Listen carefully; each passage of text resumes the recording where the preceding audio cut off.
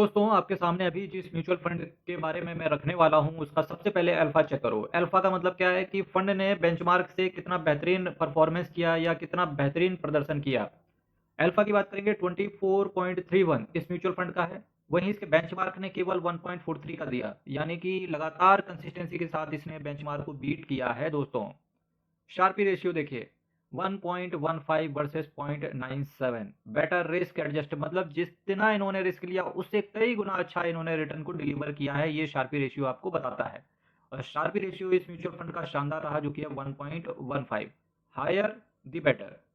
Beta की बात करेंगे, बीटा में थोड़ा सा पिटते हुए देखने को मिले, क्यों? 0.15 का बीटा इसके कैटेगरी का रहा, वहीं इसका जो बीटा है 1.61। यानी कि अगर एक के बीटा ऊपर होता है तो मतलब ये रिस्क बहुत ज़्यादा लेते हैं। More sensitive to market up and down, अगर मार्केट गिरा तो बहुत भड़ाबड़ भड़ाबड़ इस तरीके से ये म्यूचुअल फंड गिरेगा। मार्केट ऊपर गया तो देखिए रिटर्न भी तगड़ा बना के देते हैं। स्टैंडर्ड डेविएशन की बात करेंगे 31.31 वर्सेस 3.56। चूंकि देखिए ये जो डिफेंस फंड है, डिफेंस फंड के बारे में चर्चा कर रहा हूँ, ये देखिए जैसा कि मैं हर बार कहता हूँ, जो भी थीमेटिक फंड्स होते हैं फंड्स होते हैं वो एक वेव की तरह काम करते हैं। कभी डिफेंस फंड के अंदर वेव आएगी, कभी आईटी के अंदर आएगी, कभी कैपिटल गुड्स के अंदर आएगी, कभी केवल पावर सेक्टर चलेगा, कभी केवल हेल्थ केयर सेक्टर चलेगा, कभी कोई सेक्टर चलेगा, कभी कोई सेक्टर चलेगा। तो जब किसी सेक्टर की वेव आती है तब वो फंड बहुत अच्छा काम करता है, और जब वो सेक्टर में वेव चली जाती है तो वो फंड भी बहुत खराब प्रदर्शन देने लगता है। फिर आप बोलते हो कि यार फंड खराब नहीं है, अभी उस फंड की वेव चली गई है। समझ रहे हैं? इसी वजह से स्टैंडर्ड डेविएशन और बीटा यहाँ से दोनों ही खराब हैं। पर जो इंपॉर्टेंट पॉइंट थे यहाँ पर वो ये थे, अल्फा और शार्पी रेशियो इसके शानदार हैं। दोस्तों इस म्यूचुअल फंड के बेस एक्सपेंस रेशियो की बात करेंगे 0.70% का है। टोटल एक्सपेंस रेशियो की बात करेंगे तो 0.87% का है। बेस एक्सपेंस रेशियो से टोटल एक्सपेंस रेशियो किस तरीके से अलग होता है तो आपको पता होना चाहिए। बेस एक्सपेंस रेशियो केवल फंड को मैनेज करने का खर्चा है, लेकिन ओवरऑल आपका पैसा जहां भी पड़ा हुआ है, सपोज दैट आपने पेटीएम मनी के थ्रू लगाया, सपोज दैट आपने ईटी मनी के थ्रू लगाया, या ग्रो के थ्रू लगाया, या आपने किसी एंजल वन के थ्रू लगा दिया, क्योंकि अगर जो अभी आप बैंक इस्तेमाल करो, चाहे वो आईसीआईसीआई बैंक का हो, एचडीएफसी बैंक का हो, एक्सिस बैंक का हो, तो वो लोग भी डायरेक्टली म्यूचुअल फंड में पैसे लगा देते हैं। तो उस पैसे को चार्ज करने के लिए अल्टीमेटली वो ऐप आपसे क्या चार्ज कर रहा है, वो होता है टोटल एक्सपेंस रेशियो। तो वहां पर क्या क्या चीजें बढ़ जाती हैं? ब्रोकिंग कॉस्ट बढ़ जाती है, ट्रांजैक्शन कॉस्ट बढ़ जाती है, स्टेटूटरी लिवाइज आपके बढ़ जाते हैं, और यहाँ से पूरा निकल के बनता है टोटल एक्सपेंस रेशियो। आपको इस चीजों को जरूर ध्यान देना चाहिए।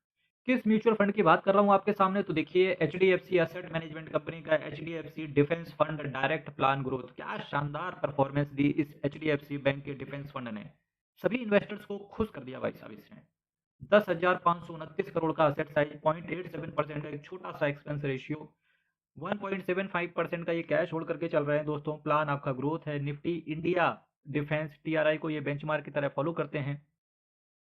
एक साल के अंदर निकलने की चेष्टा करेंगे तो अलग से 1% का एग्जिट लोड आएगा आपके ऊपर। और ये फंड तो अपने आप में एक तरीके से बोल सकता है, क्यों पड़े हो, कहते हैं ना कि एक डायलॉग है कि क्यों पड़े हो चक्कर में, कोई नहीं है टक्कर में। तो देखिए थीमेटिक फंड्स की सीरीज में 3 साल के रिटर्न की बात करेंगे तो टॉप पे है भाई साहब, बिल्कुल मेडल की तरह ऊपर खड़ा हुआ है। एनएवी की बात करेंगे तो 30 रुपए का इसका एनएवी है। रिटर्न एक साल का देखिए 22% का सीएजीआर, 3 साल में देखिए 41% का सीएजीआर, मैक्सिमम देखेंगे तो 42.30% का सीएजीआर। अगर इस म्यूचुअल फंड की बात करें तो 29 मई 2023 से मैं डेटा आपको दिखा रहा हूँ दोस्तों। दोस्तों क्योंकि ये एक थीमेटिक कैटेगरी का फंड है इस वजह से, बट ऑब्वियस सी बात है कि फंड मैनेजर थोड़ा सा तो अपने पोर्टफोलियो को डाइवर्सिफाई करके चलेगा। तो सबसे ज्यादा देखिए इन्होंने 52% डाला कैपिटल गुड्स के अंदर, उसके बाद ऑटोमोबाइल के अंदर डाइवर्सिफाइड किया, फिर केमिकल के अंदर डाइवर्सिफाई किया, फिर कम्युनिकेशन के अंदर भी थोड़ा डाइवर्सिफाई किया, और टेक्नोलॉजी और कुछ अदर्स के अंदर डाइवर्सिफाई करके इस तरीके से अपने फंड को इन्होंने मैनेज करके रखा हुआ है। दोस्तों इस म्यूचुअल फंड के वीडियो के द्वारा आज आपको ये भी पता चलेगा कि भारत देश की ऐसी कौन कौन सी कंपनियां काम कर रही हैं जो लिस्टेड हैं भारत देश के अंदर, एनएससी या बीएससी पर लिस्टेड हैं। तो भारत इलेक्ट्रॉनिक्स बीईएल के नाम से आप इसे जानते हो, भारत फोर्ज, और ये भी आपको पता चलेगा कि कौन कौन सी डिफेंस कंपनियां हैं। देखिए पूरा वीडियो देखिएगा, मजा आ जाएगा, कुछ नहीं तो आपको सीखते रहिए यहाँ से। दोस्तों Bharat Forge, Hindustan Aeronautics Limited, Solar Industries, Astra Microwave, MTAR technology, BEML, Bharat Dynamics, Eicher Motor, Premier Explosives, Mazagon dock ship builders. दोस्तों अब आप कहेंगे यार आइसर मोटर तो यार डिफेंस में है नहीं। मेरे भाई देखा था आपने ऊपर दूसरे नंबर पे ऑटोमोबाइल में भी सेक्टर में इन्होंने डिप्लॉय करके रखा हुआ था पैसा। तो ये जो है ना, ये ऑटोमोबाइल सेक्टर से होकर के आता है। प्रीमियर एक्सप्लोजिव ये कंपनी है भाई साहब, एक्सप्लोजिव से ही समझ में आ रहा होगा डिफेंस है। ये बम वगैरह बनाने का काम करती है।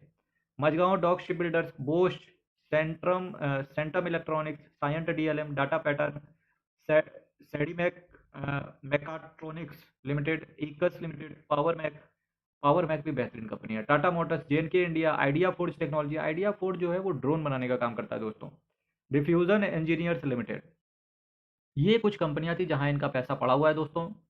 दोस्तों भारत देश के अंदर अगर आप म्यूचुअल फंड्स की वीडियो पहली बार अगर आप देख रहे हैं तो मैं आपको बताना चाहूंगा कि एचडीएफसी असेट मैनेजमेंट कंपनी को किसी इंट्रोडक्शन का ये मोहताज नहीं है दोस्तों। एचडीएफसी असेट मैनेजमेंट कंपनी एक ऐसी मैनेजमेंट कंपनी है जिसका असेट अंडर मैनेजमेंट 9,44,244 करोड़ का है दोस्तों। 182 स्कीम को टोटल ये मैनेज करते हैं। चैनल को सब्सक्राइब करना, वीडियो को लाइक करना, कोई डाउट हो कमेंट बॉक्स में रखना दोस्तों। मुझसे बात करना चाहते हैं यूट्यूब के अबाउट सेक्शन पे जाना, वहां पर मोबाइल नंबर लिखा हुआ है, डायरेक्टली आप कॉल करके मुझसे जुड़ सकते हैं। हर हर महादेव। कल फिर आपके साथ मिलेंगे। बहुत बहुत धन्यवाद।